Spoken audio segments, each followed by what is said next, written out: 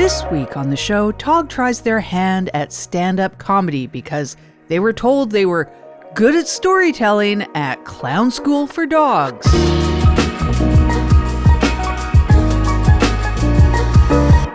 You're with Tog Chesterfield on 101.7 FM The Grack tonight. This show is taking you along as I work to pick up the pieces and fix up my life after I hit rock bottom. So what am I doing?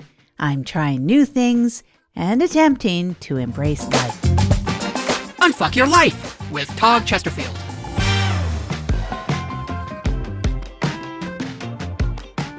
So welcome to the show. Right now it's 5:03 p.m. Right now you might be on your commute, or perhaps you are preparing your dinner, or maybe you're sitting in a dark corner next to an old-style boombox with an AM and FM radio gently rocking in an old but refurbished hand-me-down recliner as you question your life choices. At any rate, if you're listening to this, I'm your guest for the evening. In your ears. Tonight, I'll be taking you through my latest quest to figure out what would be included in the next stage of my life after losing my job at Apocalypse.Cloud. This time, I was on stage at the Cackle and Crow's open mic night. So as you might remember from the last show, I tried my hand at a clowning class here in Grackleton, but it turned out to be a clowning class for dogs. It taught them to do tricks and stunts, and instead I took on the role of the dog. Well, I wasn't a dog, but I was kind of a dog. Anyways, I learned a bit about performing, and that's the important thing. What was so neat was the class had my back, all the humans, and they cheered me on, and it felt pretty great.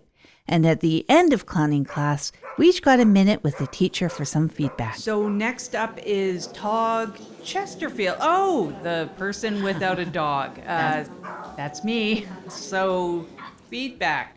Yeah, usually I'm just giving the people stuff about their dogs, you know, how to hold a treat, how to get their dog to listen to them and stuff. But yeah, this is for you. Yeah, I'm good at listening and eating. Well, really funny stuff out there. I really enjoyed watching you. Thank you. 4 left feet sort of situation at time, but it really made us laugh a lot. So I like that. You know, you are really good at storytelling. Did you know that? Oh, I didn't. I could tell that you were obviously trying to tell the story of what happened with the potatoes, that little potato incident you had there. I really wasn't. Trying to forget comedy. that. Have you ever considered comedy? Oh. That too. So, yeah.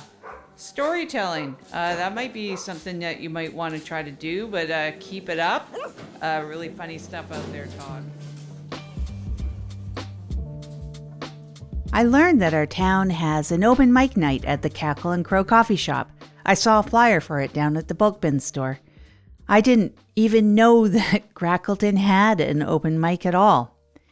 And I'd tried some Toastmasters when I went to college, and I've been doing this radio show with its storytelling, so I thought maybe because all of these things I would try doing my stand-up set again. I plan to use my old material from college, but add maybe some of the clowning techniques that I learned in class. But it didn't go exactly as I thought that it might. But first, let's take a quick break. This is Unfuck Your Life on 101.7 FM The Grack with Tog Chesterfield. Unfuck your life with Tog Chesterfield. The Daily Reconnect with deHaan. You might feel dissociated, isolated, or perhaps like you aren't really a part of the world. Whatever you're experiencing, together we will try to reconnect to the world and get motivated to make a difference again. Episodes will be released Monday, Wednesday, and Friday mornings every week when the podcast launches March 3rd. Subscribe to the Daily Reconnect wherever you find your podcasts from StereoForest.com.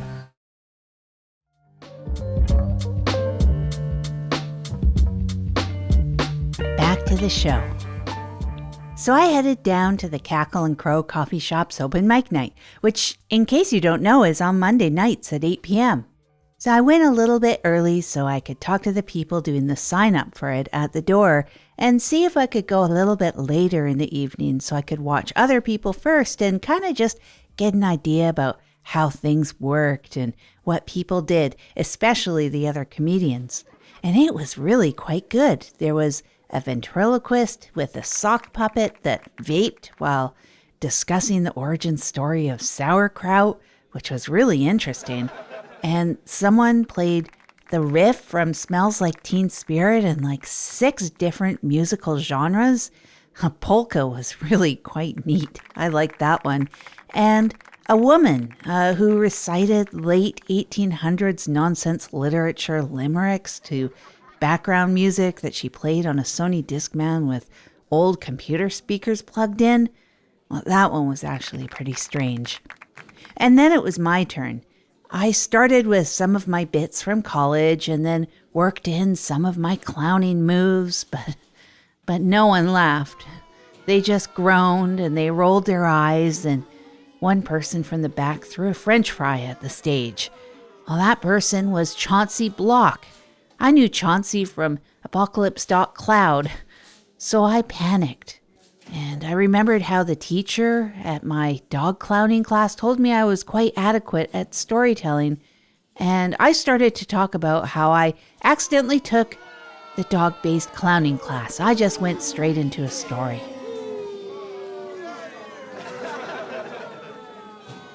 So I recently signed up for a clowning class. I thought, why not?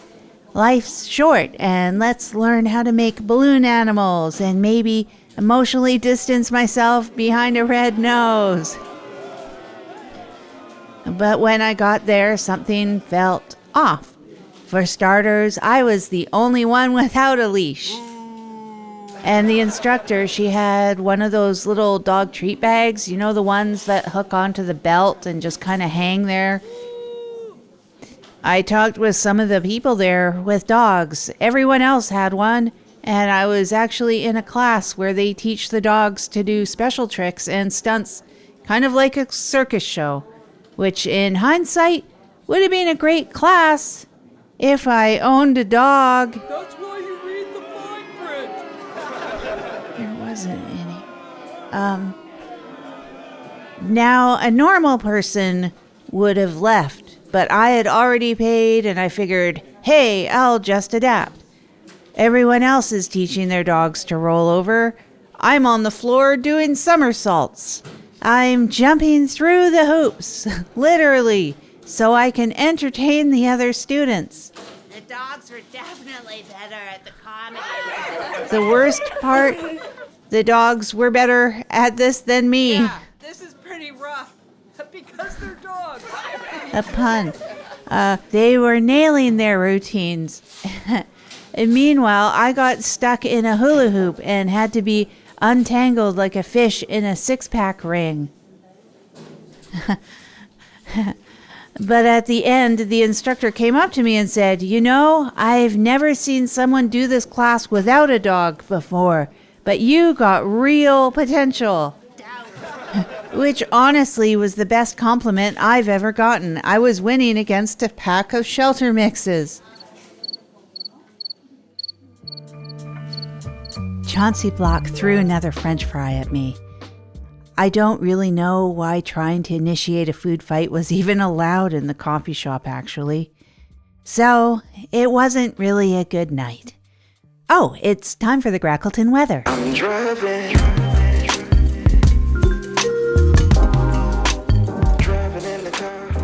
Tonight's weather for your drive at 5 with Unfuck Your Life is brought to you by Gordon Gooden from the Tennis Stop.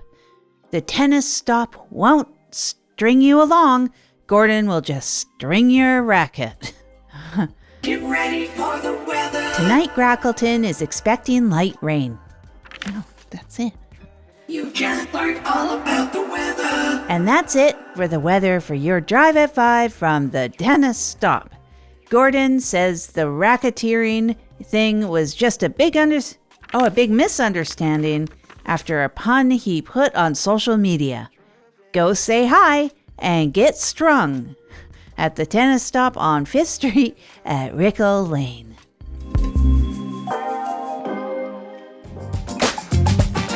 Unfuck your life with Tog Chesterfield.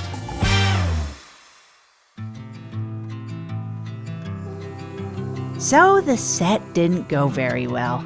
Chauncey actually threw the French fry because of the potato incident and thought it would get a good laugh at apocalypse.cloud. But Chauncey didn't set the video to unlisted and it ended up going viral because of the hecklers and everything. I was actually pretty lucky Chauncey didn't record the bit about the HOA that I had in my set, or I would have been writing Louis Pepperoni another apology letter. But I learned something from all of this, listener. Something that helped with my getting off of rock bottom, actually. I didn't ruminate about anything this time. Anything that happened at the Cackle and Crow, about how bad my set turned out, or the French fry, or anything. How all of Grackleton and beyond was laughing at me getting owned by the hecklers online. I was constantly ruminating after all my failed businesses. But this time I was able to just move on, try to solve the problem, at least try to get a little bit better at this thing I was doing. And I wasn't trying to do that before. Before I was just thinking of the past, going in circles about myself. It wasn't helping the depression at all. All that self-awareness, I just kept thinking about what had happened and what I'd done, thinking in circles, and I literally couldn't even stop doing that no matter how hard I tried. And it was pulling me down like a heavy rock with each turn, back towards that rock bottom, actually. I mean, being self-aware is pretty good for a lot of things, but just thinking about how I'd failed the jerky business and the instant coffee business and that sourdough business, I never tried to solve anything. I ended up thinking about how much I had failed over and over the same thing. But this time my brain didn't let me do that. I'd called a new friend from the clowning class that same night that I did the set. My friend was a night owl, and we decided to take some new classes and find a writer's room to join and work on something together for the open mic. If I was going to reflect on myself, I thought I'd do it by writing and making people laugh, or... Hey, excuse me. Hi. I'm Chip Crust. Who are you? Oh, right. I got the key from... The key is from Dalton Paper, who was your roommate. Was my roommate? Now I'm your roommate. Oh, how? Oh, Dalton had to go. It was something about a cat and had to go. Okay. And now it's me here. I got the key. I'm your roommate now, Chip Crust. Oh, I said that, I think. Chip Crust? Yeah, you did, Chip. Yeah. All right, so that... Oh. All right. Okay. You can stay. Cool. Nice. So I have a thing on this paper. It says, work out the fridge. Oh, what does it say? Work out the fridge/potato thing with Tog Chesterfield. Is your Tog Chesterfield? Yeah, I'm Tog Chesterfield. Okay, so half the fridge is mine, half the fridge is yours. Just don't touch the potatoes. Oh, it's actually really easy for me. I don't use a fridge. Okay. So I need 0%. No fridge, all right. So I need 0%. That makes it really easy. Then you don't need to worry about percentages. Oh, that's really good. It's easy. So I'm just gonna go kick it in my room. Okay, Okay, do you want the note? No, you can keep the note. Okay. So that's it for this week's episode of the show here on 101.7 FM The Grack. Stay tuned for talking about jam and jelly for an hour. In this show, Rick and Susan will continue their argument about how marmalade is overrated in European countries. Oh, they're right about that. You have been listening to Unfuck Your Life with Tog Chesterfield, a StereoForest production. This episode was written, directed, edited, produced, and all voices were by deHaan. You can find all show notes and sign up to get notified about new episodes on StereoForest.com.